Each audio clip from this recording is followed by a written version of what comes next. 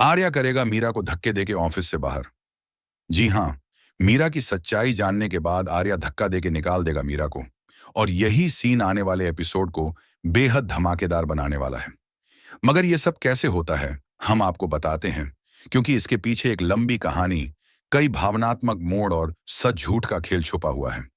जहां पे यह आपको देखने को मिलेगा कि एक तरफ हर दिन माफी मांगने आया हुआ होता है आर्या अनु के घर पे, और वो सिर्फ अनु से ही नहीं बल्कि उसके मम्मी पापा से भी माफी मांगता है, ताकि बीते हुए गुनाहों को थोड़ा सा भी कम किया जा सके।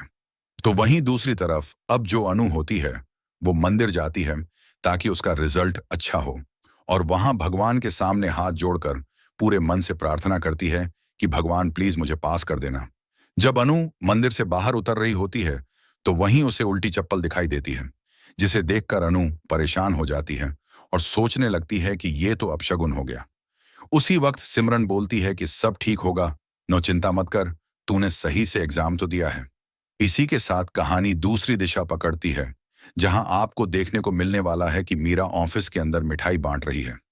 जी हाँ, मिठाई बांटते हुए वो झंडे को देती है और कहती है कि अगर अनु पास हो गई तो कंपनी को कितना फायदा होगा, और अगर अनु फेल हो गई तो अनु का कितना नुकसान होगा। तब झंडे बोलता है कि इस मिठाई में मिठास कम और कड़वाहट ज्यादा क्यों नजर आ रही है, और आपको कब से अनु की सक्सेस से खुशी होने लगी। मीरा तुरंत बात को टाल देती है और वहां से चली जाती है, लेकिन उसके चेहरे की बेचैनी सब कुछ बयां कर देती है। तो वहीं दूसरी तरफ सिमरन रिजल्ट देखकर आती है और बोलती है कि मैं तो पास हो गई अनु, मगर तू फेल हो गई। ये सुनते ही अनु बहुत ज्यादा परेशान हो जाती है और वहीं बैठ जाती है।